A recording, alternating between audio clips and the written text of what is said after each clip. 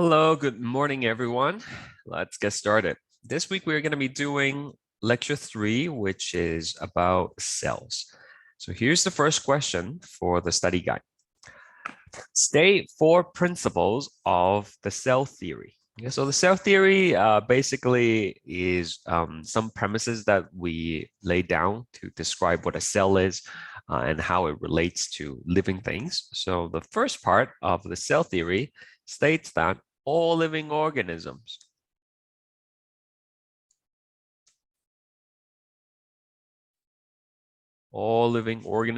are made up of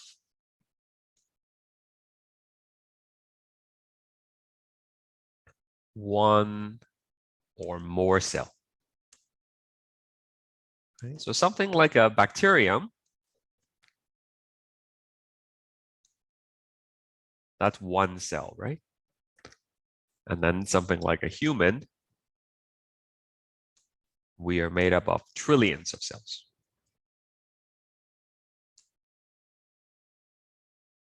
Okay. So one or more cells. That's the first part of the cell theory.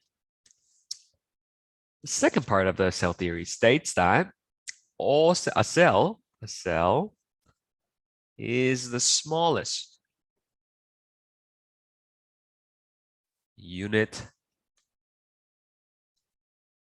of life. Okay, so individually alive as part of a multi-cellular organism. Of course, it can be just a single cell, then in that case, it won't be multicellular. But if an organism has more than one cell, then each individual cells are alive on their own. In fact, you can actually take some cells from your body and then you can grow them in a petri dish. Right? Of course, you have to feed them with nutrients and stuff like that, but they are going to be able to live on their own, able to survive without being attached to the entire organism. So they're the smallest unit of life, which exhibits all the characteristics that we talked about last time about living things. So, you know, they're able to respond to the environment, they're able to grow and develop, so on and so forth. Okay. Another principle for the cell theory. Anybody want to help me out here? What's the next part of the cell theory? Doesn't have to be in the same order that you saw in the PowerPoint. What's the next one?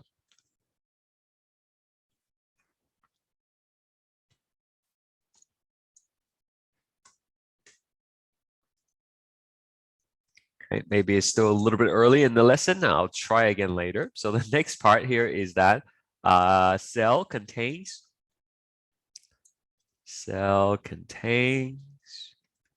hereditary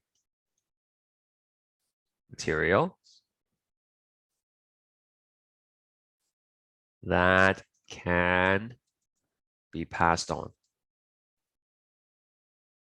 Okay, so we know from last class that the hereditary material that we're referring to here is actually the DNA, right? Okay, the genetic material. And yeah, some people are telling me what the next one is. Okay, all cells come from the division of pre-existing cell.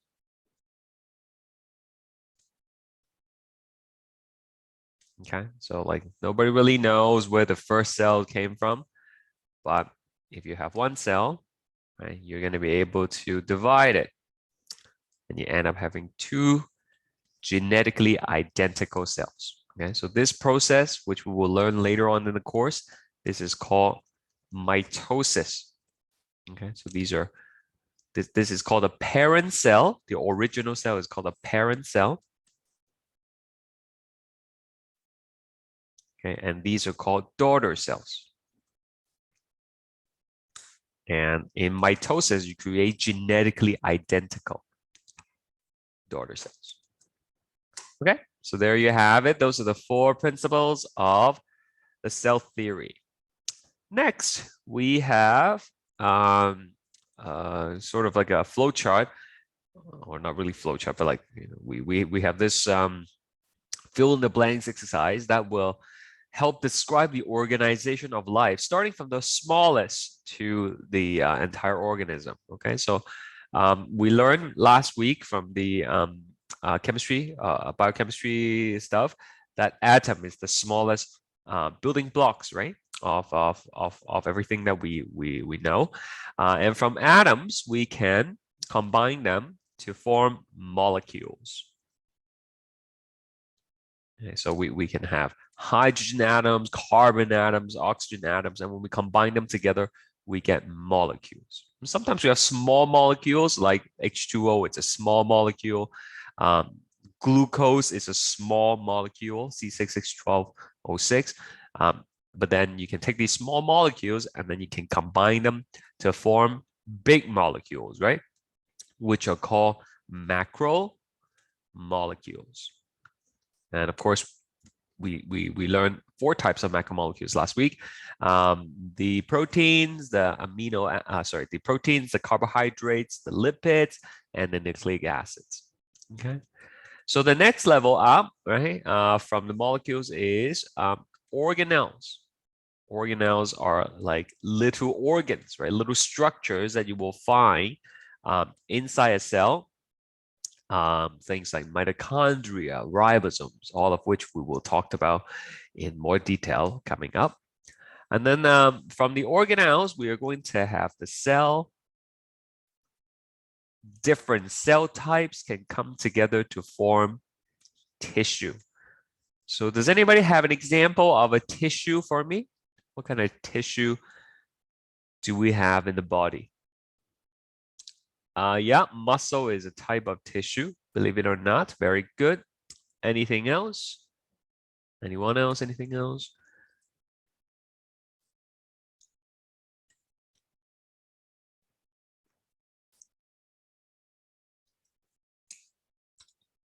If we eat too much, we can store them as what kind of tissue?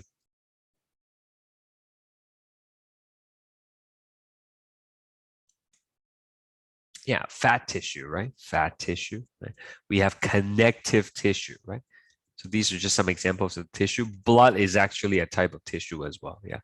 Peshal say epithelial tissue. Yeah, that's a type of connective tissue. Very good. So these tissues can come together to form organs. Okay, so I'm sure you know some organs. Anybody have any organs that they want to share? You know what? Let's come back to the organs later. The organs will then form like a organ system, right? Organ system. So someone mentioned nervous system earlier, right? So nervous system is an organ system, and an organ that's inside the nervous system would be like the brain. Okay. So let's say we pick an organ system here. Okay, let's say we pick a digestive system. Digestive system. So what kind of organs would you find in the digestive system? Yep, there's the stomach. Very good. Okay, maybe give me 2 more, guys. Yeah, liver. Liver plays a role in digestion, although food doesn't actually go into it. And then, yeah, there is the intestine. Excellent. Okay, so this is the organization from the atomic level all the way to the entire organism. Yeah, esophagus is not really an organ. It's more like a passageway, but yeah, it's part of the digestive system. Very good. Okay, that's that. Next, list 3 common structures found in all cells. So different cells, they look different. They behave differently. They have different structures, different characteristics, but there are 3 common features, common structures that are found in all cells. Okay, so the first one, they all have a cell membrane. Cell membrane is essential because it separates the living environment on the inside of the cell from the non-living world that it's outside, right? So another word for cell membrane is plasma membrane. It means the same thing, okay? What's another What's another structure or feature that's common in all cells? They all have this. What is it? Yep, they all have genetic material. In fact, that's what the cell theory states, right? They have to have some kind of hereditary material that can be passed on. Okay. And finally, Mavis and Ryan say there's cytoplasm. Yes. Right. So if you think about a cell, there is a cell. Okay. That's the cell membrane on the outside. Cell membrane. And then this here inside is the cytoplasm. Okay. So if we are talking about a eukaryotic cell, then they would have a nucleus in the middle, and then all your genetic material would be inside. Right? So these are genetic material. Okay. But not all the cells will have a nucleus. Okay. Some cells, they don't have a nucleus, like a bacteria. Okay. So there is a bacteria. Bacterium is singular, bacteria is multiple, plural. So they will have a cell membrane again, and they will have the cytoplasm. And instead of having their genetic material all nicely packaged into like a central area in the nucleus, they just kind of lie around like that in the middle. Okay, so that's the genetic material. Now, bacteria also, in addition to this like central core of genetic material, bacteria also have some extra genetic material that are, floating around in the cytoplasm. These are circular DNA. Does anybody know what they're called? Maybe you've heard about them before. Maybe, you read about it. Okay, it's not letting me draw a circle. There we go. Does anybody know what these little circular DNA are called? Starts with a P. I'll give you a hint.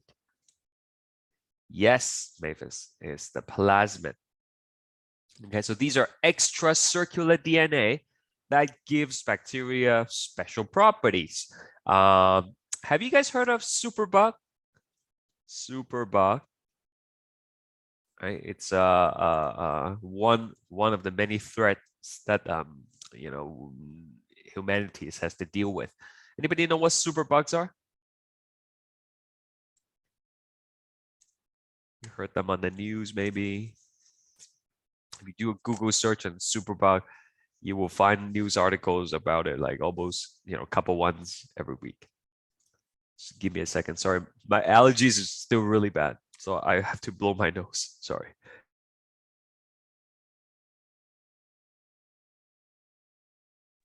Okay, so first I'll say is highly transmittable bacteria. Yeah, so they not only are they highly transmittable, but they are also super deadly, right? So these superbugs, they are immune to many antibiotics. Okay, and one of the reasons why the antibiotics cannot kill them is because they have some special plasmid. The plasmid gives them the ability to maybe break down the antibiotic. They give them the ability to maybe pump out the antibiotics or neutralize the antibiotics, right? So my point is that these plasmids are additional genetic materials that bacteria can exchange with one another, right? So if bacteria A is not super and bacteria B is super, B can give the plasmid to A and make it super as well. Right? So it can cause other bacteria to change, which is why they're so dangerous. And we will study about plasmid later on in lecture number 9. Okay. So, you can be a prokaryotic cell, a eukaryotic cell. You will have the cell membrane, the cytoplasm, and genetic material. So let's compare the two over here, starting with the prokaryotic cell. So size. Okay. So prokaryotes, they are prokaryotic cells is same as prokaryotes. Right? I probably should write that out for you. Prokaryotes. Okay, and the eukaryotic cell, another name for that is eukaryotes. Okay. So the prokaryotes, they are quite small. Okay. In fact, some bacteria can live inside a cell and cause problems that way. Eukaryotes, on the other hand, they are bigger. In terms of structure, simple. And then eukaryotes would be complex.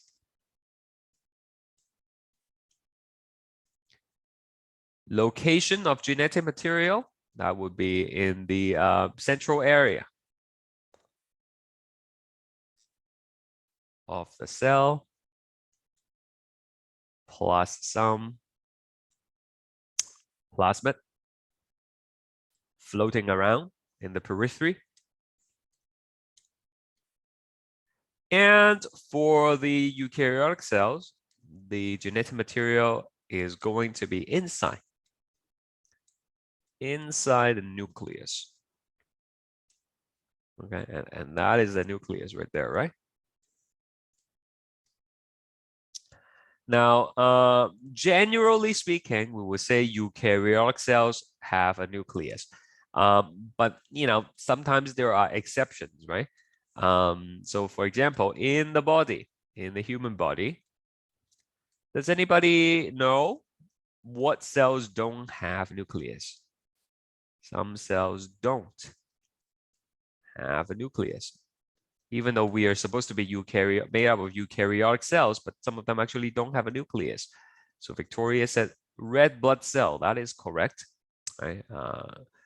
Krina as well, red blood cells, they don't have nucleus. Platelets, the stuff that helps you stop bleeding when you have a cut, they also do not have a nucleus. Okay, sometimes they have more than one nuclei. Right? So white cells have more than one nuclei.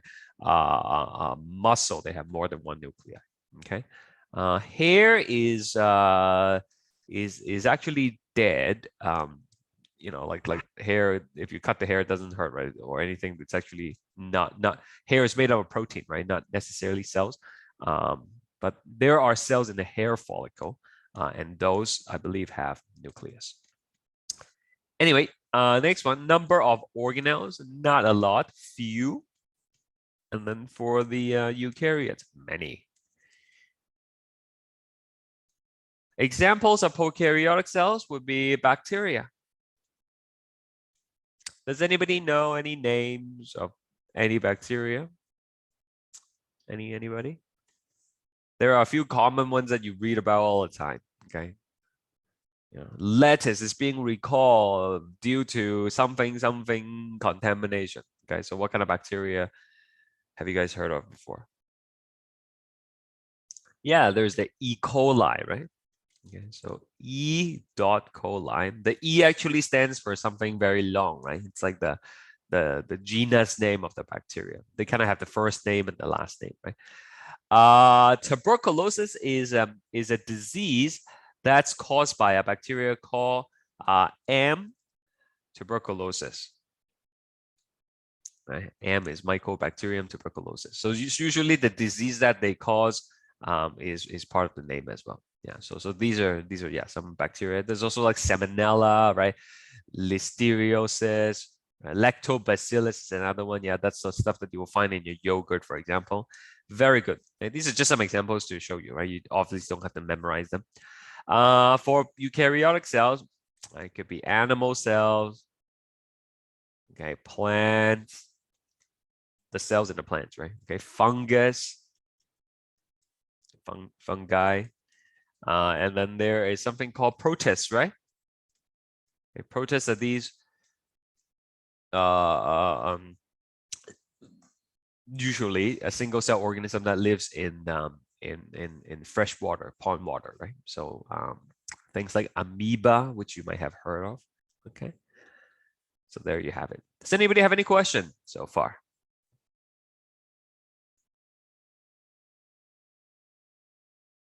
All right. Let's see this poll question right here. Go ahead.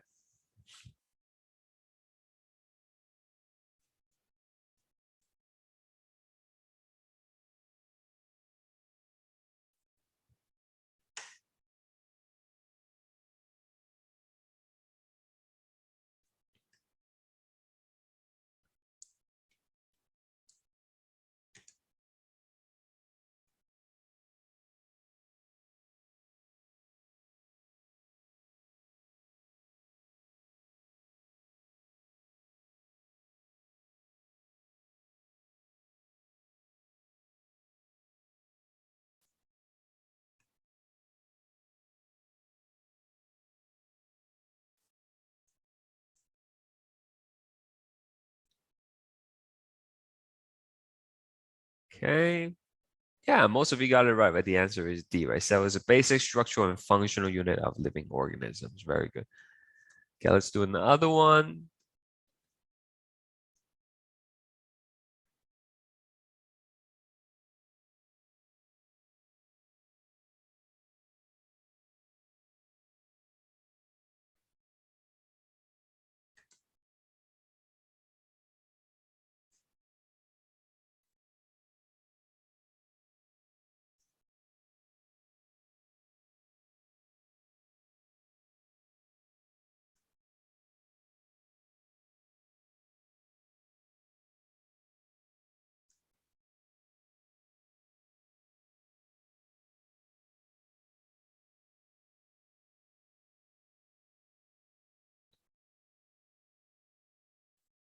Okay, so all you have to do is look at what we talked about earlier, right?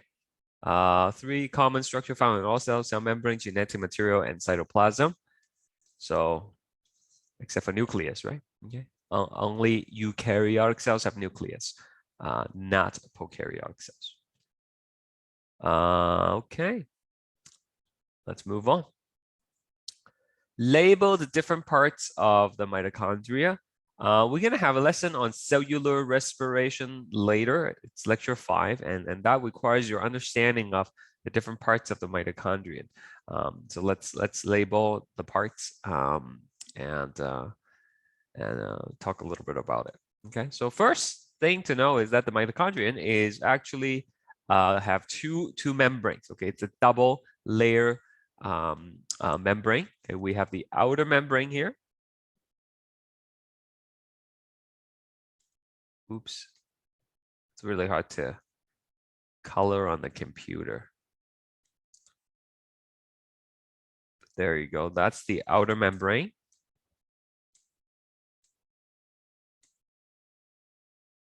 And it's not really folded up or anything. It's just, you know, your regular type of membrane.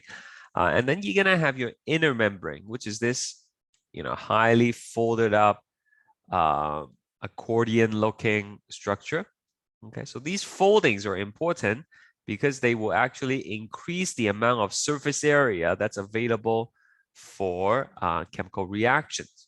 Okay, you can't really see what arrow is pointing at it, but trust me, it's this one. This is the inner membrane. Okay, so they form, inner membrane forms finger-like projections called cristae.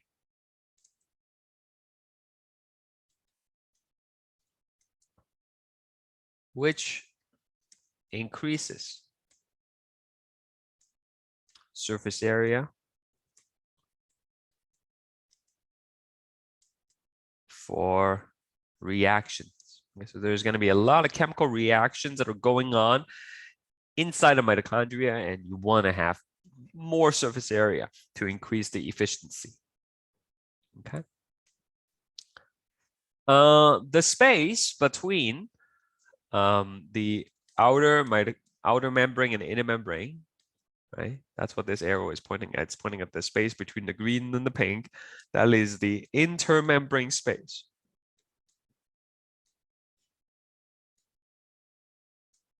Okay, so there's a lot of things going on in there, which we will learn later. And finally, I'm running out of colors here. Finally, there is also the inside area here. That's what this is pointing at. Okay, so that is the matrix. Okay, it's the area inside the inner membrane. It's a gel-like substance. And again, there are many things that are going on in there, but for now, we'll leave it at that. Okay, now something that's good to know on the side is that mitochondria have its own DNA, okay, which codes for its own proteins. So there are many mitochondrial proteins that would be participating in the chemical reactions, for example. And the mitochondria has its own mitochondrial DNA that would regulate the production of those proteins. So question for you, the mitochondrial DNA, where do you think it comes from? Right? Is it A, all of it from mom, all of it from dad, or do you think is both? Let's do a poll to see what you think. Okay, the question is, where do you inherit the mitochondrial DNA? Is it from both parents, just mom, just dad? What do you think?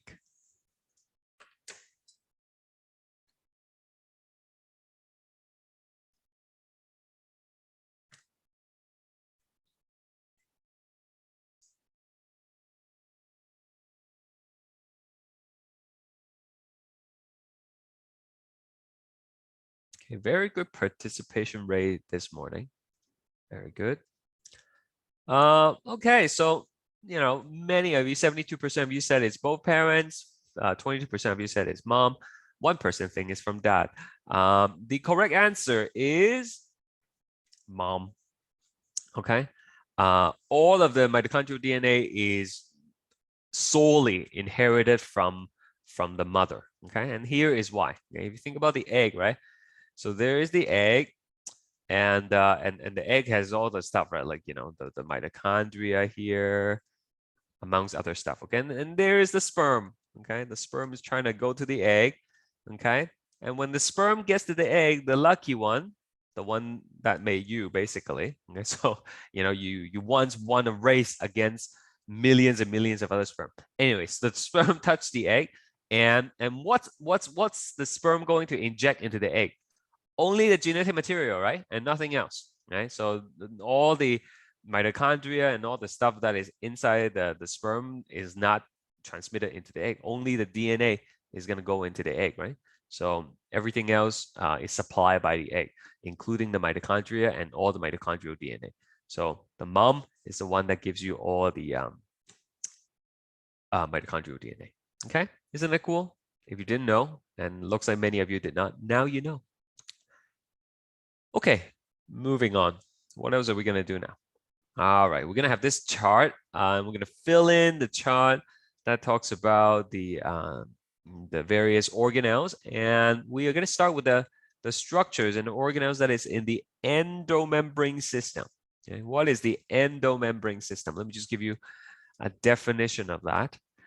By the way, someone asked me, like, does it mean different things when I use different color? No, it doesn't mean anything. Okay, like I just use whatever color I feel like it, to make it a little bit more colorful and interesting. Okay, it doesn't mean anything usually. So endomembrane system, okay, it's basically a series of membranes inside the cell. Okay, so you have your like a cell membrane, and then you have a bunch of other organelles that also is going to be surrounded by membranes inside the cell. So that's what we call them an endomembrane system, right? Endo means within. So it's a membrane system that's within the cell, right? And the functions are interrelated. They have interrelated functions. Okay, so that's what an endomembrane system is. There are various things like rough endoplasmic reticulum, smooth endoplasmic reticulum, so on and so forth. And we're going to look at each one of them. Okay.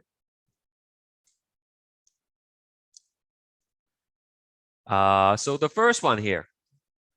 By the way, just heads up for you. The next quiz, which is in 2 weeks, I will give you some of these diagram, and I'll ask you to type the name of it. Okay, so make sure you are able to spell them correctly, because if it's spell in the wrong, if you have a spelling mistake, then the computer would not recognize the word when it grades it, and it will mark you wrong. Okay, so make sure you are doing it correctly.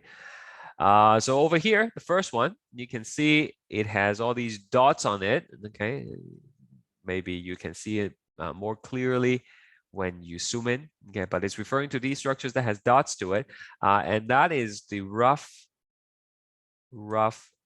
endoplasmic reticulum. Okay, it doesn't matter if you use capital letter or small lowercase, that won't affect how it's being graded, but the spelling has to be correct. Okay, so that is the R-E-R. And so type out the phoneme, okay, when you have to label it. So let's talk about some of the description and function. I will do description in pink, and then maybe I'll do functions in blue. Okay, let me zoom in here so I can fit everything in. So first of all, this is continuous. Continuous with the nuclear envelope. Okay. And it extends into the cytoplasm. All of these things are in your PowerPoints anyways, but that's how I suggest studying for bio, right? You write down the stuff a couple of times. And it's rough because it looks like there is a rough appearance to it when you look at it under the microscope, because it is covered with another organelle called ribosomes. Okay. So let me just clarify what I mean by that. Here is your nucleus, and the nucleus is surrounded by the nuclear envelope shown here in green. Okay, I'll label that for you as well. Okay, so that's the nuclear envelope surrounding your nucleus. This is the nucleus, okay? And the rough ER is a continuation of that, and it extends into the cytoplasm, okay? So there is your endoplasmic reticulum, and some of them has ribosomes on them. Okay, so these little black dots, they're ribosome. So there you have your rough ER, and then when you don't have the ribosomes, then you have the smooth ER. Is that okay? I hope that makes sense. Okay, the function, what does it do? Well, it actually works with the ribosome. So what happens is the ribosomes will produce proteins directly into the rough ER. The rough ER packages the protein into a vesicle, which will bud off from the ER. Okay. Now, there are some animations online that I posted under the video resource that will show you all these things. But let me just help you visualize this. So I'm going to zoom in here, okay? I'm going to zoom and we try my best to draw this thing. So this is like the inside, okay? This is the inside. And then you have a ribosome here. There's a ribosome. So the ribosome will make a protein directly into the inside of the ER. That protein will then move to the edge of the endoplasmic reticulum. And then this part here will butt off into a bubble. Okay, so like it will separate from the rest of the membrane. And then you will have the protein inside. Okay, So this thing that butts off, that's a vesicle. Okay. So I mean, I can't really show it to you on without an animation, but imagine this move towards the edge, and then it's like pinching off a piece of Play-Doh or something, and then on the inside you would have the protein. Okay, so that's basically the function of the rough ER. It works with the ribosome to package proteins into vesicles. Okay. Let me know if I'm going too fast. I have a tendency to talk too fast. ER is endoplasmic reticulum. Yeah. Like here, right? Endoplasmic reticulum. Okay.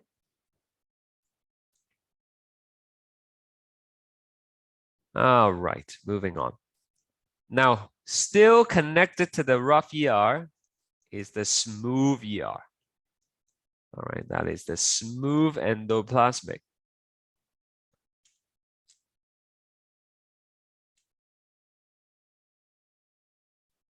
Reticulum. Or SER. All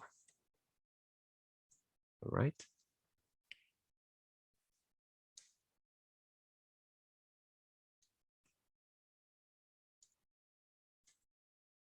So it is continuous with the rough ER. But the main distinction is that they lack ribosomes, or we'll just say not covered with ribosomes.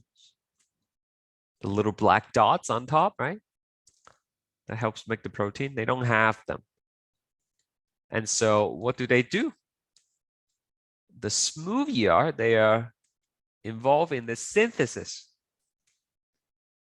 Synthesis just means like production, right? The making of synthesis of lipids. Okay. For example, they would be involved in making steroid hormones. Remember steroid? We talked about that last week, right? They are the type of lipids that has 4 rings in it. Does anybody remember any steroid hormones in the body? Give me some examples of steroid hormones that we talked about. Yeah, testosterone and estrogen, right?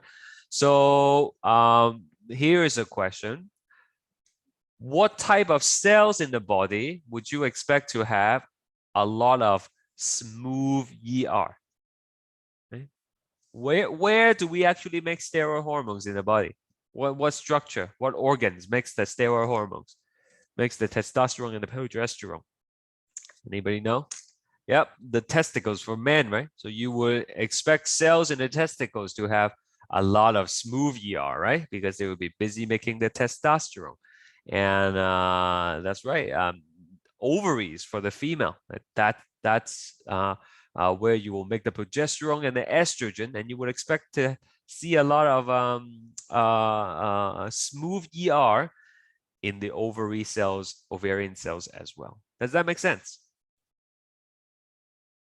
Okay, so think about like the function of those structures, those organs, and then think about what kind of organelles are responsible for, making those things, right? Maybe I'll write down for you, okay? For example, cells in the testicles and ovaries will have more smooth ER, right? For making, right, testosterone, estrogen, and progesterone. Okay. What else do? They are also going to play a role in the breakdown of lipids. So not only do they make them, they will also break them down as well. Okay, maybe break down the lipids that you don't need and then use it to build the lipids that you do need. All right. Moving on.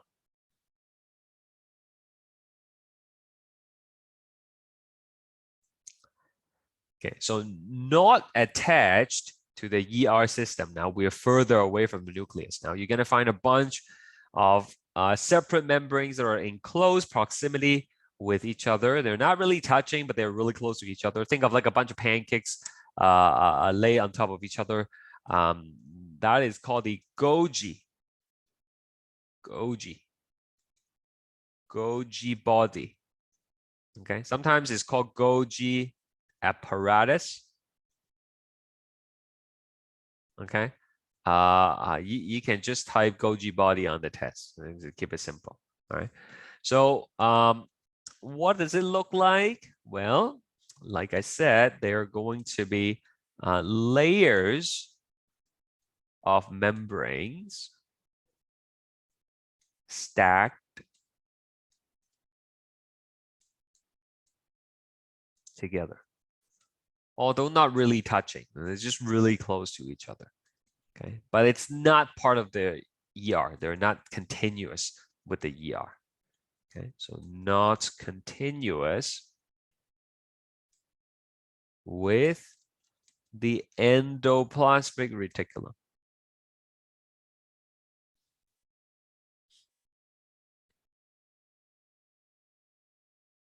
Okay. So let me just go back to this diagram here, right? Remember we have the nuclear envelope, which extends into the rough ER, which then extends into the smooth ER. And then like kind of far away later on, you're going to have the Golgi body right here. So 1 membrane, 2 membranes, 3 membranes, 4 membranes, whatever. So you're gonna have a bunch of membranes here, and that is the Golgi body. Okay. So what does it do? Well, that vesicle, that butt off from the ER, that's gonna go to the Golgi body. Okay, and it's gonna fuse with the first membrane in the Golgi body, and then the protein is going to get modified. They are gonna get sorted. Okay, and then they will get repackaged into a new vesicle. That new vesicle will go forward to the next layer, and then it will get modified further, and then it will get sent forward, and sometimes they get sent backwards. Right, so it's just kind of like different departments of an assembly line. Okay, so the protein comes, we're gonna make some changes to it, we'll pass it on, and then they will make some changes and they'll pass it on. Then sometimes the changes is not too good, so they'll pass it back, and then you will make the change again. And after some back and forth, eventually they are going to come out in some new vesicles. Okay, in some new vesicle. Let me see, let's use orange. And I think that is too thick. Give me a second. You will repackage them in some new vesicle. Okay, and then the content will now be ready. Okay, this is like a new content. So what is the function of the Golgi body? Well, to put it in very simple terms, it is responsible for modifying. So it modifies, sorts, and repackages protein in vesicles. Okay, so the vesicle might come from the ER, it comes here, and then you get something new. Okay? Anyone have any questions?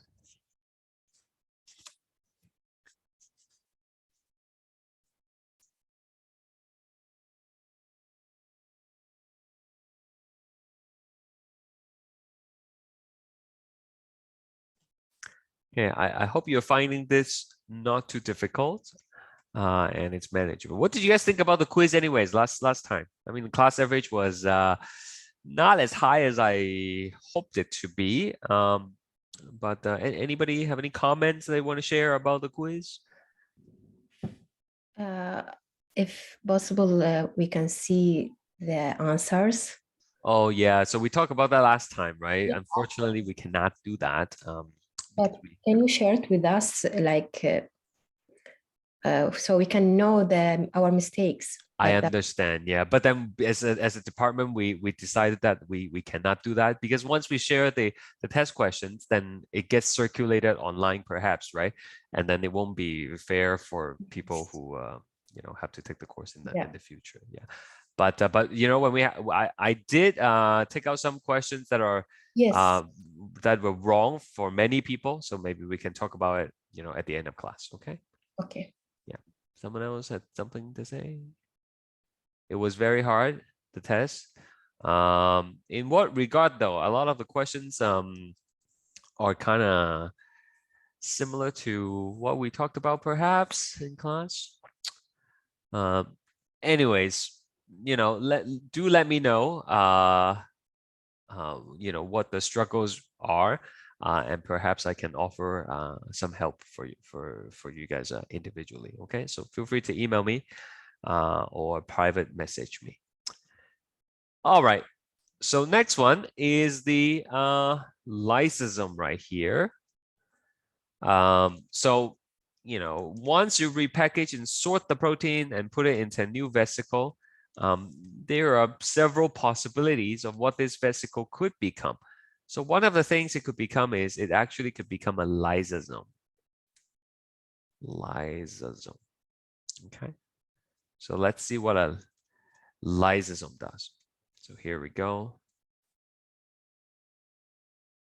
There is a lysosome. And in terms of the description, a lysosome is a type of vesicle, that contains a mixture of enzymes. Okay. And what does it do with all these enzymes? Well, they could digest macromolecules. Okay. Or ingested particles.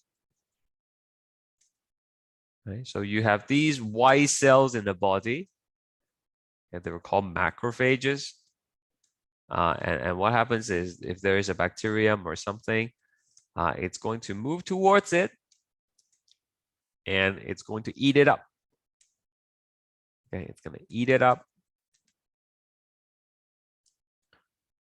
And then it's going to surround it in a little pocket. Okay, so it's going to eat it up like that. Okay, and how are you going to digest this bacteria? Well, this is going to fuse with the lysosome, which will then break up the bacteria. Okay, so that's what it means by ingested particle. Okay, so this is called phagocytosis, which is what we will talk about in more detail next class. The lysosome is also capable of inducing, which is just fancy way of saying triggering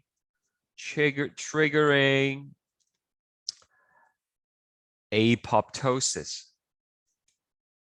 Okay, apoptosis means programmed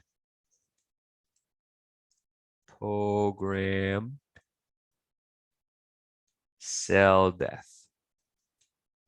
Okay, so sometimes you want cells to die because maybe they're too old, maybe they're behaving in a way that is abnormal and you want to kill them off, and the lysosome will release all of its content and trigger cell death. Okay, so that's the function of lysosome. Now, there are some diseases that I talked about in class in the lecture that relates to missing enzymes in the lysosome. Does anybody remember the examples? I had 2 examples in class.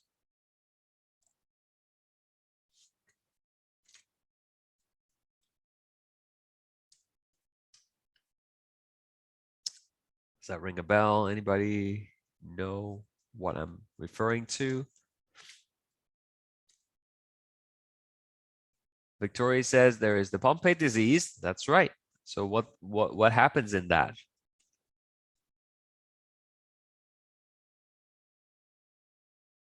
Okay, so in the Pompe's disease, one of the enzymes that's responsible for breaking down carbohydrates is not functioning properly, and so you end up having an accumulation of glycogen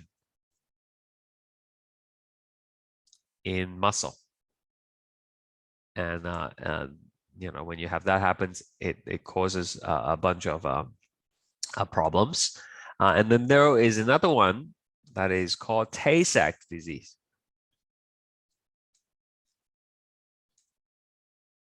Okay, and this time the enzyme that's responsible for breaking down some lipids is not functioning, and that causes accumulation of lipids in the brain, which affects brain development in kids, and it could be fatal as well. Okay, so these are some conditions related to missing enzymes or malfunctioning enzymes that is in the lysosome. All right. So going back to here for a second.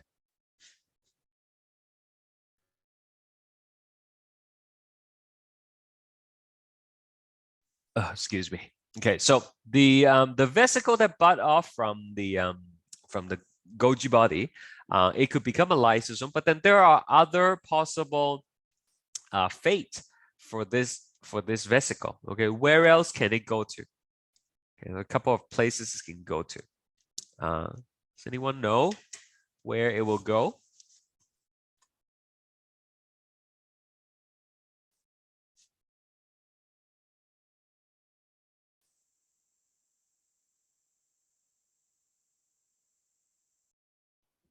Like it's go to the other organelles?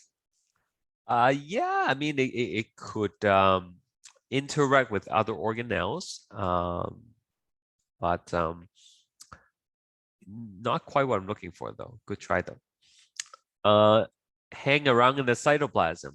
Okay, that's right. Okay, so it might remain in the cytoplasm until you need to use the protein, right? Okay.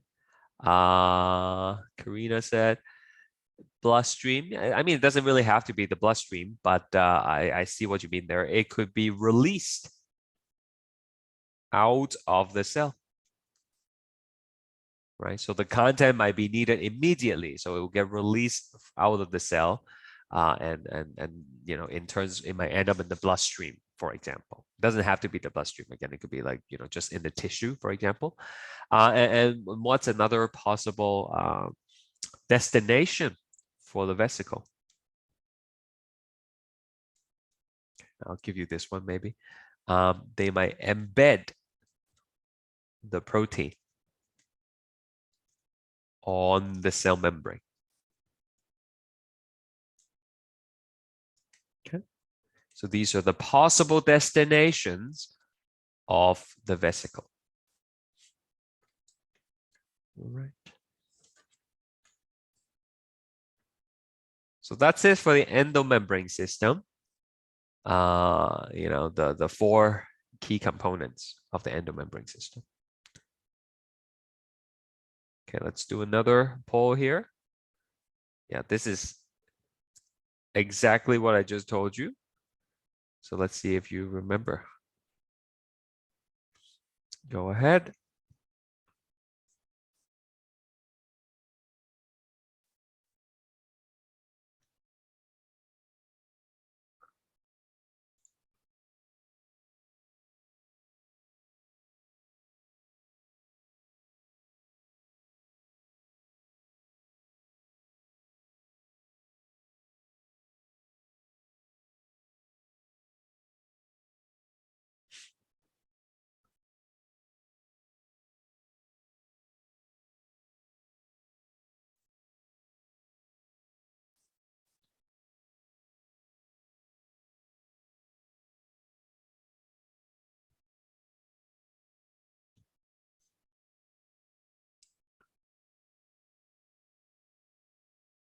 Anyone else?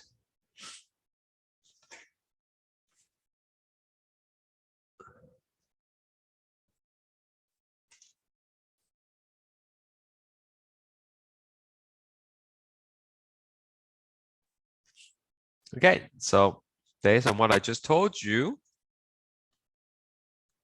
okay, it could become a lysosome, it can remain in the cytoplasm, it can be released out of the cell, it can be embedded as a protein on the cell membrane, right? So over here, this is the exception. It will not end up inside the smooth ER. And just to reiterate, the function of the smooth ER is to produce lipids, right, and break down lipids. It doesn't have anything to do with proteins, okay? It's therefore it's not going to be a place where you would expect to find the proteins from the rough ER. Okay, that is good. Maybe let's do one more question before we take the break. Over here, list 3 organisms or structures that are, I do want to make a little bit of a change here for this question. I keep on forgetting to upload the change in the eCentennial, but list 3 organisms or structures that are found in plant cells, but not animal cells. Okay, I don't want to say unique, because there are some stuff that are found in plant cells and fungus as well. So okay, we have some answers coming in. Very good. First one is the chloroplast. Very good. Okay, and then we have cell wall, and then there is the central vacuole. That's right. Okay, so chloroplast, it contains chlorophyll, which enables photosynthesis. Okay. Yeah, so I don't want to say unique because chloroplast is also found in some protists, for example. Okay, so they're definitely not unique to plant cells, but they're found in plant cells and not animal cells. We do not have chloroplast. Cell wall is like an additional protective layer outside of the cell membrane.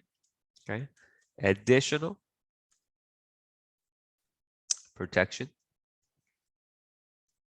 outside of the cell membrane. Okay, made up of cellulose. We learned that last week.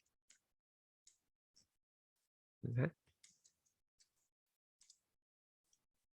And the central vacuole is stores water and nutrients. Okay, sometimes they can also store pigments. That's what give the plants colors, for example, and maybe poison if the plant is poisonous. All right. So there you have it.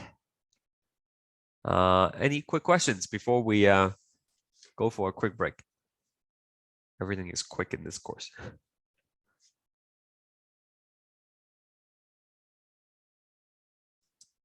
Okay, we will resume in 5 minutes. Okay, so I'll see you at 9:36.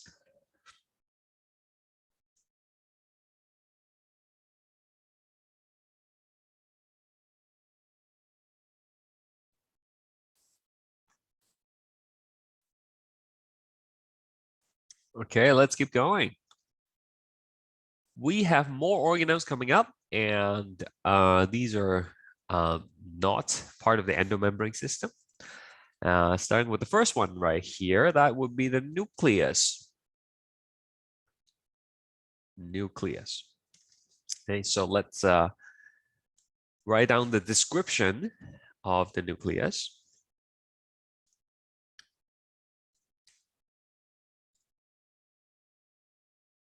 So as we mentioned earlier, the nucleus is a central structure that are found in eukaryotic cells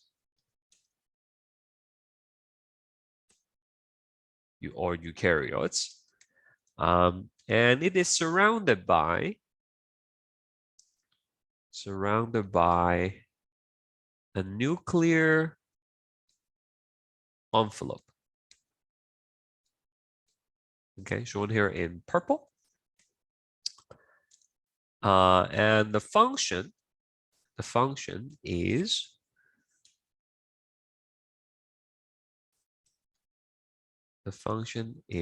to protects genetic material,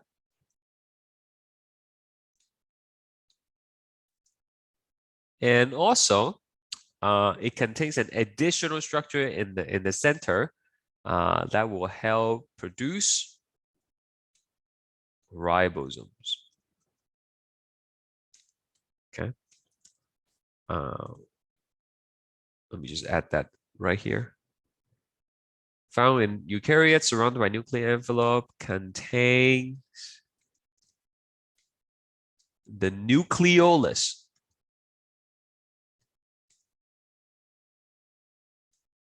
Okay, which is responsible for producing ribosomes. You know those little black dots that we talked about?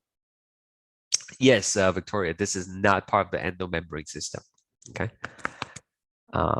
Only the stuff in the previous chart are part of the endomembrane system. All right. So let's label some of the key parts here. We have the nuclear envelope right here. This whole purple thing is basically nuclear envelope.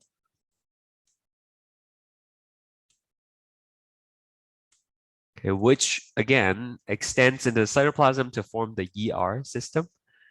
And on the nuclear envelope, you have these little dots. Okay, these are actually openings that will allow things to move in and out of the nucleus.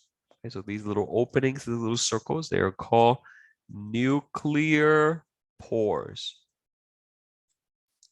Okay, allow things to enter or leave the nucleus.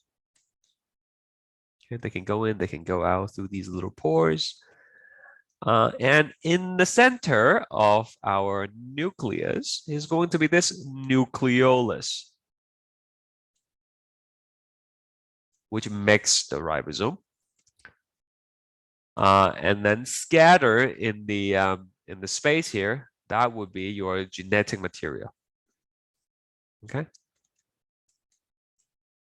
So just to give you a little bit of a brief description of the genetic material, you know, we all say DNA, right? But it's actually a little bit more complicated than that. So we have our DNA, which is the double helix that we learned last week, right? So there's your DNA.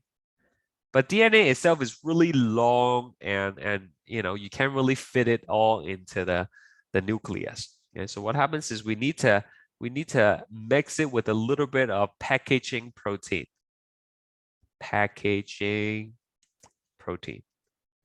And one of the common packaging protein is called histone.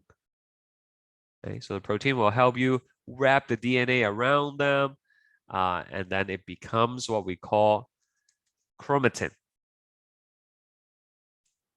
Okay, so the DNA are a little bit more compact now. Okay, like that. So that's what we will find in the nucleus. This is chromatin. But if you see any kind of like, you know, even movies or like on TV shows, whenever they show like DNA and stuff like that, they usually show it in terms of like an X, right? Yeah, like they will show it like this, and then they will say, oh, this is chromosome. Okay, so what happens is when you need to move the chromosome, the chromatin, the DNA around, for example, during cell division, it would further condenses. Okay, so when it fold up even more, right? And then you get the X that we commonly see on TV. Okay, so that is chromosome. Okay, it's the most compact form, most condensed form of DNA. Okay, with a bunch of proteins in it, right? Okay. So there is basically the nucleus. Okay.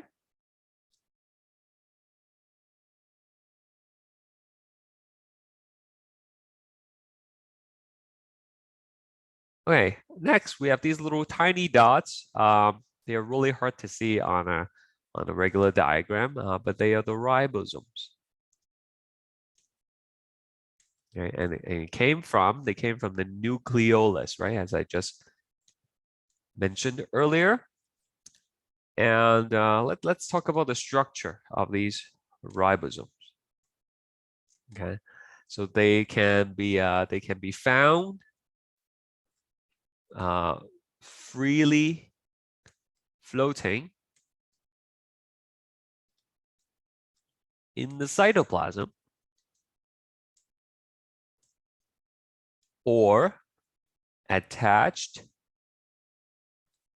to the rough ER.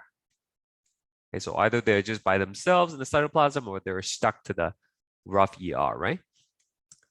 And they are made up of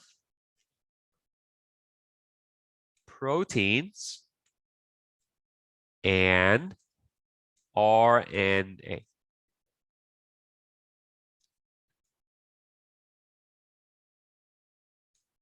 There is a large and small subunit. Okay. So like this. You can see there are two things here. It's like a hamburger. There's this large subunit, and then there's a small subunit. Okay. And then you will, what do we need the ribosomes for? The function is to synthesis of proteins.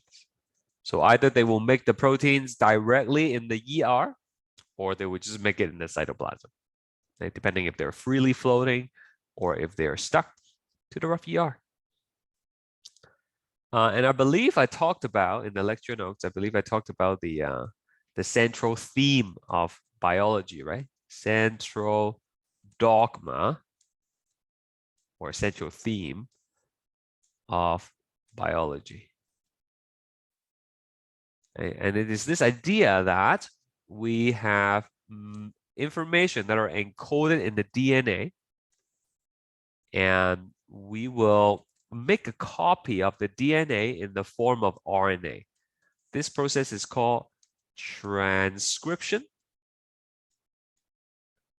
Okay, making a copy of DNA in the form of RNA, and this happens in the nucleus, right? And don't worry about it if you don't remember all these things. We're gonna come back to it in more details. I try to, introduce concepts here and there before you actually learn about them. Just kind of plant the seed, ahead of time. And so, if you don't fully get all these things for now, that's okay. We'll come back to it. And then the RNA is going to go into the cytoplasm where we will do translation. So translation is to take the information in the RNA and then we're going to make the proteins. Okay. So DNA is the double-stranded that we talked about, right? Double-stranded DNA. And then RNA is actually single-stranded. Okay, you might remember that from last week as well with all the nucleotides here. And then protein is made up of the amino acids, right? Okay, so what happens is the DNA is in the nucleus. We don't want to take that out of the nucleus and expose it to all the dangers in the cytoplasm. So we make a copy of it right, in the process of transcription. And then this copy of the RNA will then go to the ribosome, and then the ribosome is going to read the information from the RNA, and in the process, it's going to make the proteins, right? The RNA basically tells you which amino acids to link together, right? Remember the 20 amino acids that we have, right? So, how do you know which one to put together? How do you determine the primary sequence of the protein, right? That's basically all encoded within the RNA. Okay, so that's how all these things are related.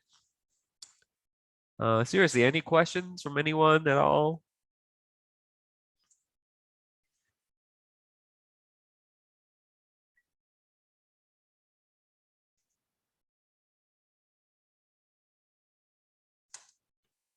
All right. Moving on. We have the mitochondria next. Okay, so let's label this guy. Okay. ON is singular, IA is plural. So mitochondria in here. And in terms of the structure, we already did it before. So I'm not going to do it again. See question 5 for details. Okay. We label the outer membrane, the inner membrane, so on and so forth. Now, what does the mitochondria do? Anybody want to tell me what the mitochondria does? What do we need it for? What do we use Source it for? of the power. That's right. Okay, it's basically power production, right? So it uses, or it will say produces ATP, which is energy, using cellular respiration. Okay, and the equation for cellular respiration is C6H12O6 plus 6 oxygen. And again, if you don't fully remember this yet, that's okay. We're going to have an entire lesson on this in lecture 5. Okay, and then plus up to 36 ATP. Okay. So if you're talking about like a muscle cell, you would expect to have a lot of mitochondria, right? Because you need to have constant supply of ATP. Okay, next we have these centrioles. Right, so I'm just gonna put a brief note here. Not found in plant cells. Okay, human cells have them, plant cells, they don't have it. And in terms of description, they exist as a pair. You will always have 2 of them. Okay, and the function is they will send out, this is too thick, give me a second. They will send out spindle fibers during mitosis, cell division, we talked about this word before, to guide chromosome movement.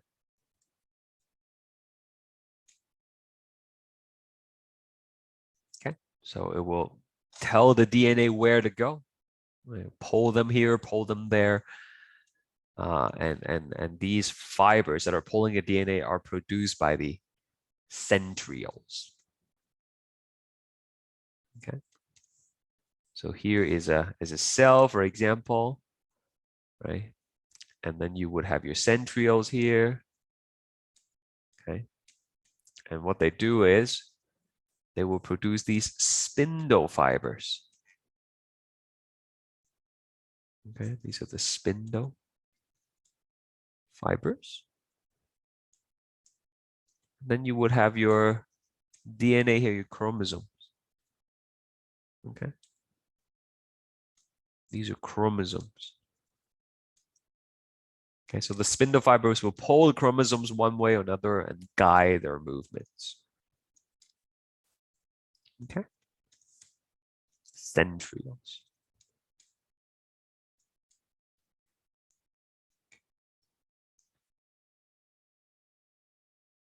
Okay, next. What am I looking at here? Can someone tell me what this is?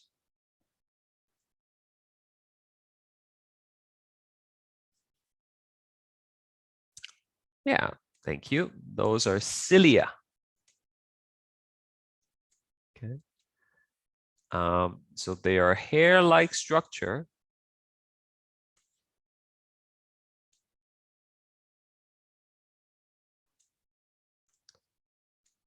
that covers the entire cell. And what it does is it enable movements, or sometimes it will move things around the cell.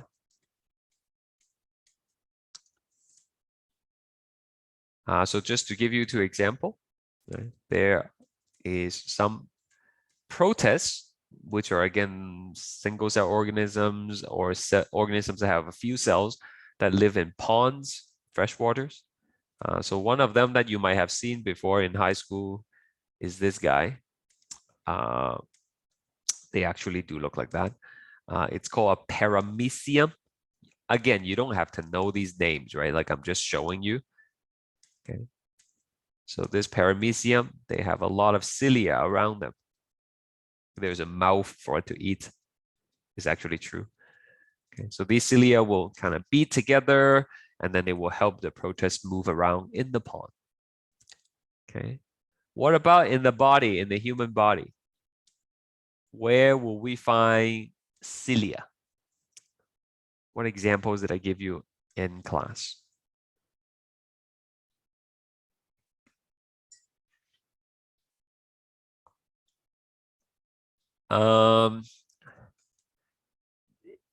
Yeah, I mean, you have the right idea, Victoria. It's in the it's part of the respiratory system, but specifically it's going to be in the airway, yeah, in trachea. Okay, so your windpipe, right? Okay, so this is your windpipe, which connects to your nasal cavity, your nose. So when you breathe in, the air goes in, and then you will have these cilia here. Okay, so the cilia will help sweep up all the stuff that is trapped in the airway. Okay, could be dust particle, could be bacteria, and then it will come up as a thick glob of mucus. Not so much the ear. Good try though, Natalia. Another example in the female body only, not the guys. Which part of the female body would you expect to have cilia? Pretty sure I mentioned that in the lecture. Yeah, the middle ear does not have cilia, for sure. Yeah. I mean, it has hair in it, but then definitely not cilia. The reproductive tract. Yep. Specifically, which part of the reproductive tract do you know, Patricia?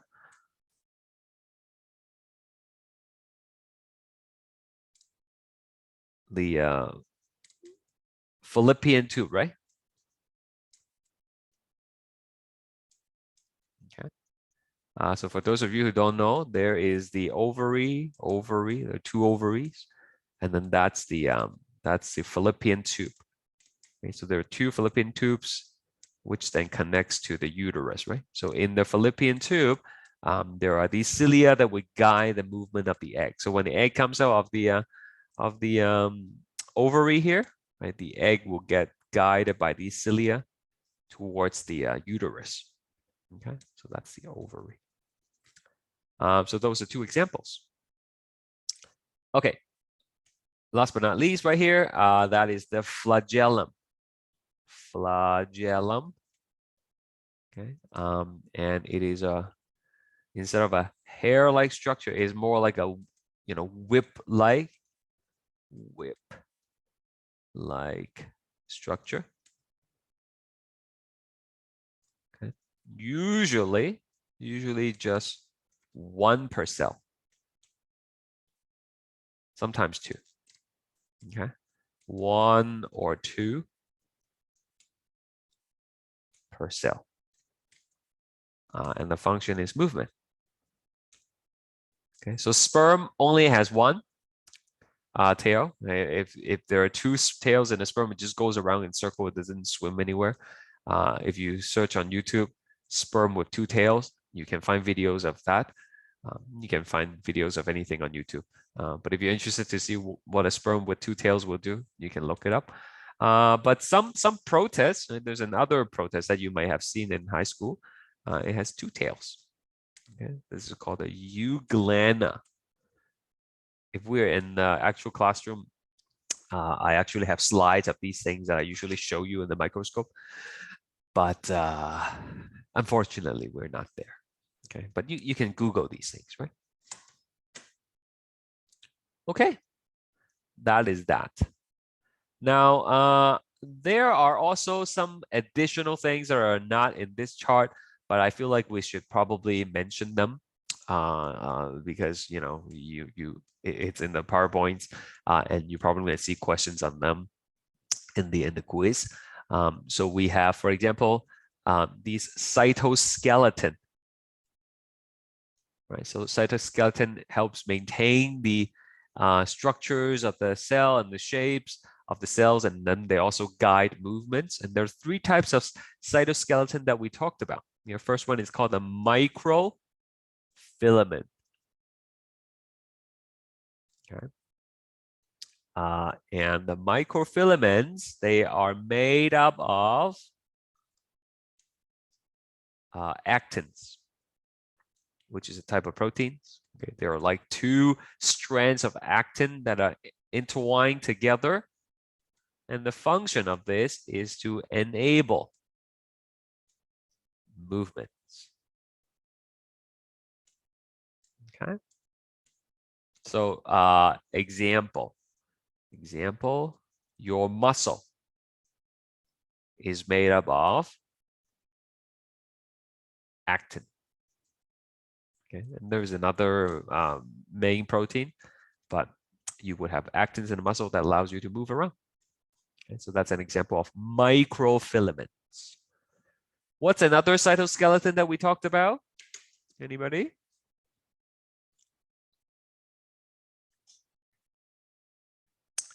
Yes, the next one is the intermediate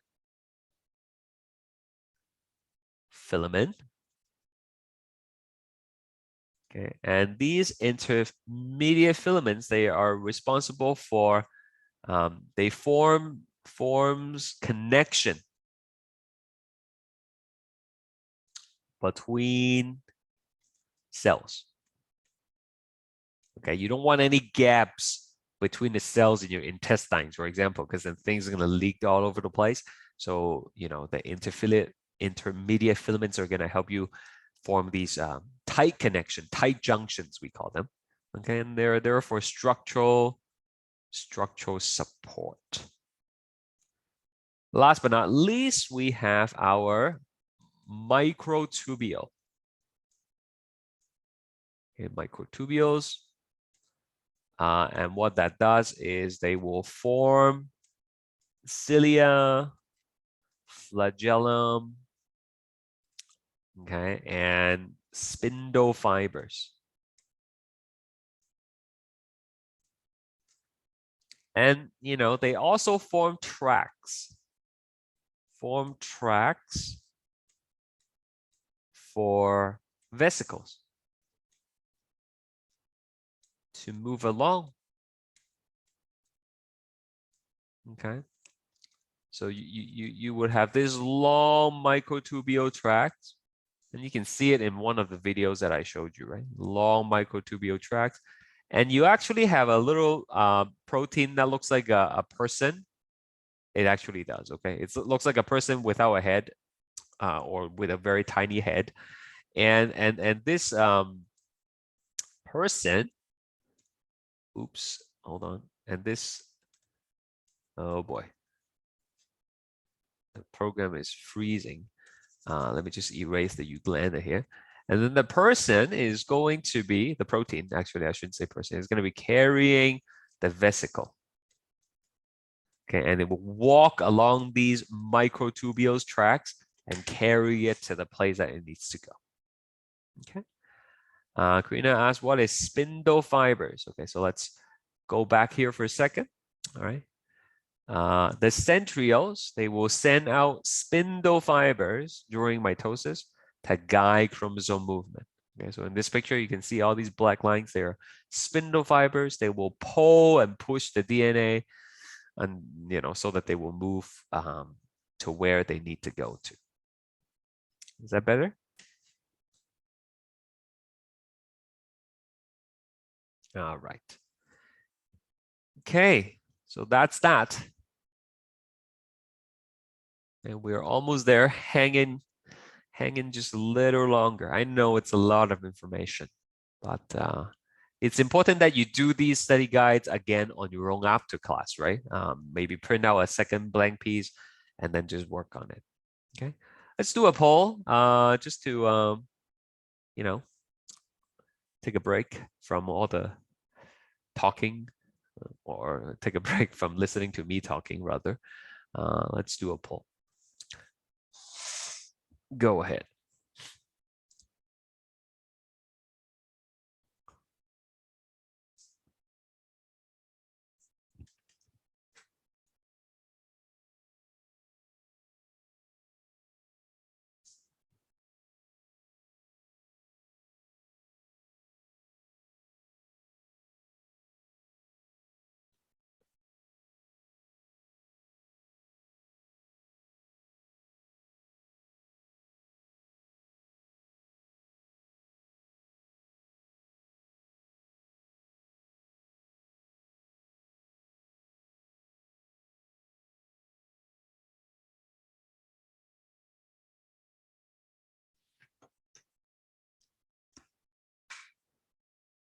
Okay.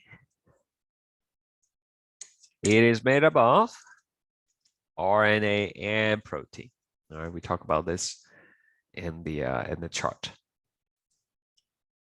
Yeah, let's do this one as well.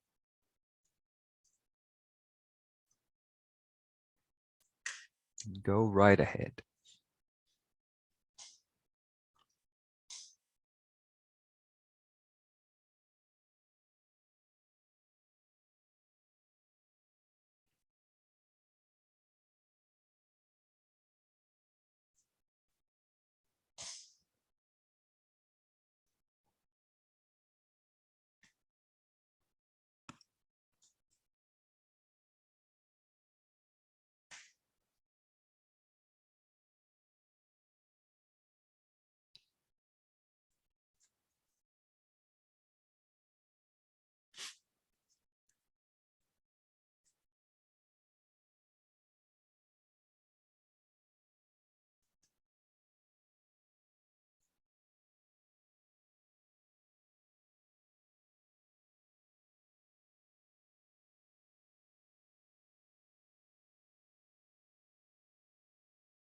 Okay. Just a couple more seconds.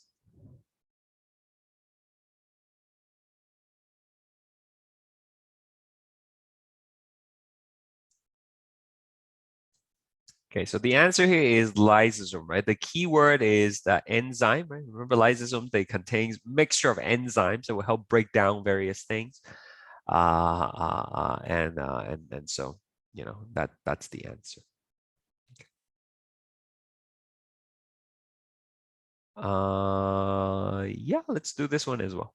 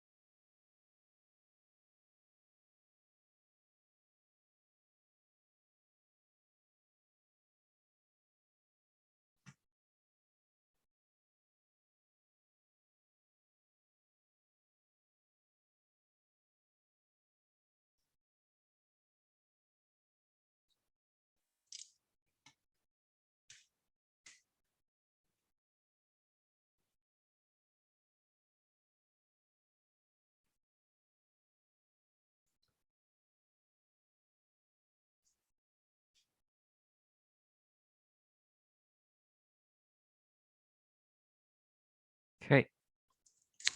That's right. This is the false one. The cell wall is not found in all cells, right? Human cells, for example, do not have cell walls. Some people choose this one. Muscle cells are expected to be abundant in mitochondria. We mentioned this earlier, right? Because mitochondria makes ATP and muscle cells, there's a lot of movements. So we actually do need to have more mitochondria to supply the ATP. There are multiple nuclei in a single brain cells because of the high processing power that's needed. Yeah, sometimes that happens, okay? The nucleus is the coordinating center. So if there's a lot of processing power, you kind of need to have the a nucleus as well, okay? All right, let's, oh, this is the last one, but I'll just tell you the answer. Which of the following is made up of two intertwined actin strand? We did this in the in notes. It is the microfilament. Okay, microfilament. All right, let's keep going.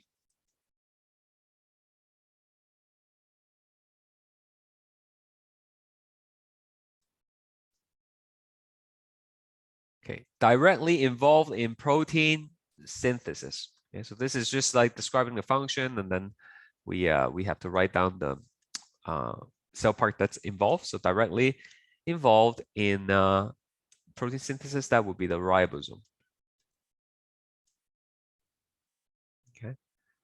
The region inside the cell, except for the nucleus, that would be the cytoplasm.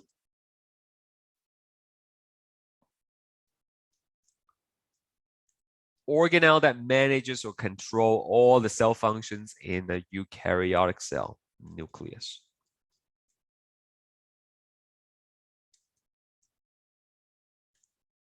Digest excess or worn out cell parts, food particles, and invading virus or bacteria.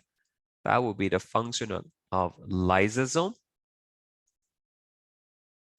Small bumps located on portions of the endoplasmic reticulum. Those little black dots that we talk about, that's the ribosome. Involve detoxifying harmful substance and digestions of fat produces hydrogen peroxide as a byproduct. So there are multiple organelles that would help detoxify harmful substances, right? In the multiple choice that we did, we mentioned about enzymes. And here, the key word here is produces hydrogen peroxide as a byproduct. Right? So if you look at the PowerPoint slides, we have something called the peroxisome. Okay, and it uses oxygen as a way to break down harmful substances, but it produces hydrogen peroxide as a byproduct. Okay, hydrogen peroxide is H2O2, right? Produces a usable form of energy. That's the mitochondria. Sorts and modified contents of vesicle. That would be Golgi body. Site where ribosomes are produced. That happens within the nucleus, specifically in the nucleolus, okay, which is inside the nucleus.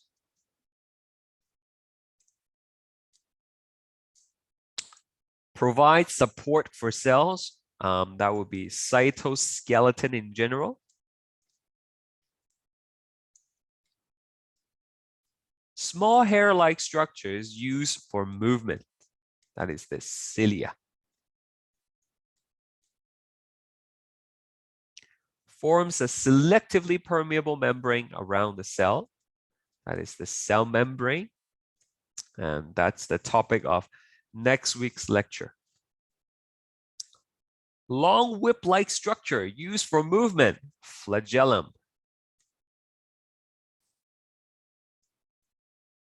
Contains chlorophyll needed for photosynthesis.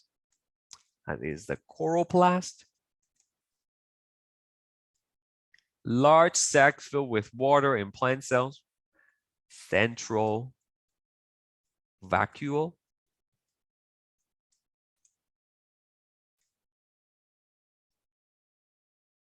Okay, which can be filled with nutrients, poison, pigments as well in some cases. produces microtubule fibers needed for guiding chromosomes during cell division. That would be the centrioles. Okay. That is all. Okay, long answer questions. I think these are pretty self-explanatory, but does anybody want me to have any requests for 1, 2, and 3? I will do the application questions for sure. Yeah, but you know, 1, 2, and 3. Is there anything you want me to talk about specifically?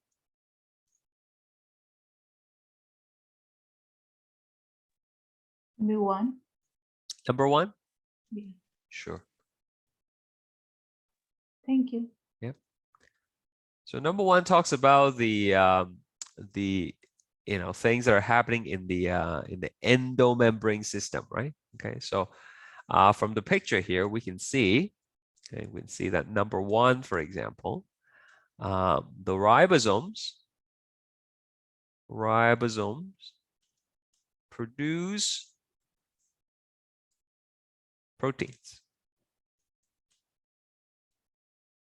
directly into the rough ER. Okay, so all these purple dots here, those are the ribosomes, and this is the rough ER. And what's happening here is, in number 1, ribosomes are producing the proteins right in the inside of the ER, which would then move to the edge and get packaged into a vesicle, right? So proteins in the rough ER will be packaged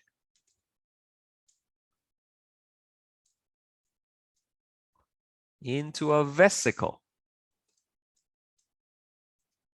that butts off or pinches off, whatever you want to call it, from the ER. Okay. And then what is the next destination for that vesicle? Well, that vesicle will now go to this turquoise looking thing, right? That is the Golgi body. The vesicle will fuse with the Golgi body where its content will be sort, modify, and repackage. Okay, so there's this, some are moving forward, some are moving backwards, and eventually it will get repackaged. Okay, so where does it go? Well, it actually can go to several places, as we discussed earlier, but in this particular picture, number 4, we can say the content, the repackaged proteins can be released out of the cell. If it's a hormone that we just made, we can release it out of the cell for use. Okay, and in some cases, it can become some vesicles become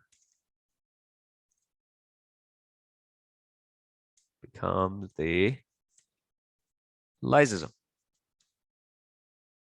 Okay, like this one, and it contains a mixture of enzymes which helps break down various things, detoxification, kill bacteria, and even kill the cell in some cases if it's needed. All right. So I hope that answers your question. Was it Emma? I think it was Emma, right? Okay. Yes, thank you. Yeah.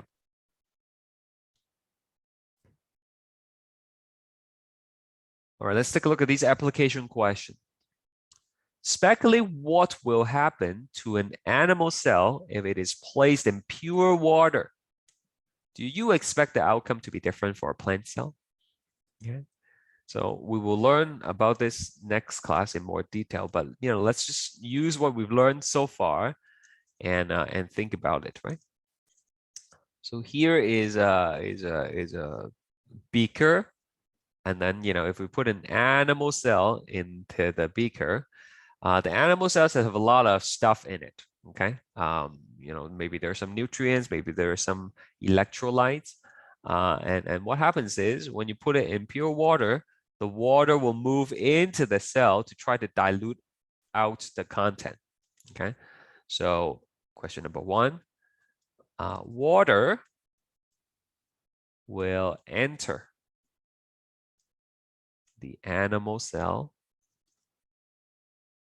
causing it to swell and might even burst. Okay, that's why drinking a lot of water in a very short period of time can lead to water poisoning, okay, or water toxicity. That's because you're diluting your blood, and it could cause your cells to swell up and might even burst. Okay, you could actually die from something like that. But what about plants? Do you think the plants will behave in the same way? Okay, so we put a plant cell, which is usually more rigid looking. The plant cell has cell wall. Right? So Donna said no, they will not behave the same way, and you will be correct. So the cells would be swelling with water, but because the cell wall is there, that's going to protect it from bursting. Okay, so cell wall prevents bursting. Okay, instead, it would be propping the plant up. Okay, this one we talked about several times throughout the lesson already, but let's go through it anyways. The heart muscle needs to function continuously throughout life. Which organelle would you expect to be most abundant in heart cells? Okay, so what organelles would you find a lot of in the heart muscle cells? Yeah, exactly right. Mitochondria, because you need the continuous supplies of ATP, right?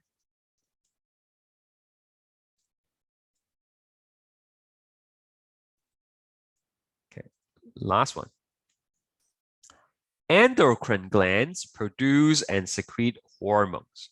Which organelle would you expect to be most abundant in cells of an endocrine gland? Okay, this one is a little bit tricky. Okay, so Mavis says SER. Anyone else? Do we agree? Does anybody have a different answer, or you agree with Mavis?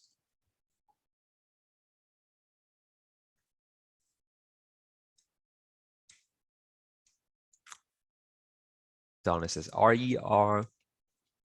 Well, it turns out both of you are correct. Okay, the endocrine gland produces and secretes hormone. The question does not specify what kind of hormone. And in the last week's lecture, we learned that hormones can be protein or steroid, right? So if we are talking about protein hormones, then you would expect to have a lot of rough ER. You would expect to have ribosomes and a lot of Golgi body, right? For repackaging. But if we're talking about steroid hormone, then you would expect to have a lot of smooth ER. Okay, so it's context dependent. And since they did not specify, you would probably have to cover both of these. So that's it for lecture 3. Again, any questions, concerns, or general questions about the course before we end today? Like I said, the next quiz is going to be, let me just take a look at the calendar. Next quiz is going to be on June 7th. Okay, so no quiz next week. but then you will have another quiz the week after on lecture 3 and 4.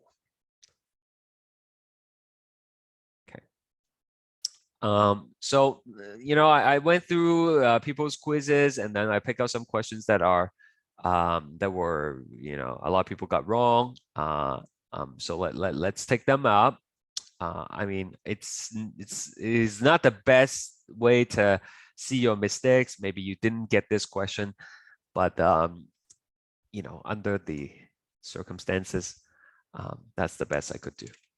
So first one, which of the following is not true regarding macromolecules?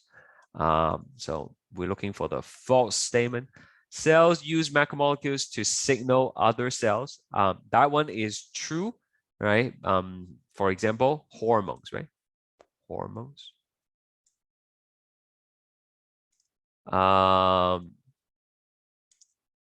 Second one, cells use certain macromolecules to store energy. That is true, because it is, for example, like, you know, starch, right, and glycogen.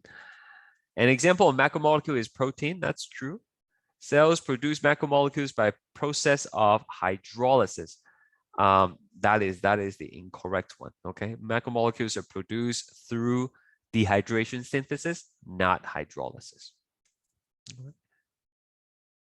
In a certain species of animals, 33% of the bases in the DNA are adenine. What percent is C? So 33% A means 33% T, right? And so that makes up 66%, which means the remaining 34% is going to be C and G. So if you take 34 and divide by 2, then you would get is 17, right?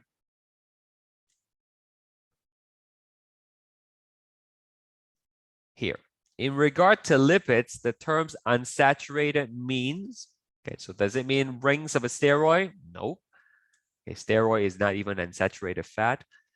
Glycerol, which acts as an anchor for joining fatty acids, that is not what unsaturated means. Sorry, just had to sneeze, maybe.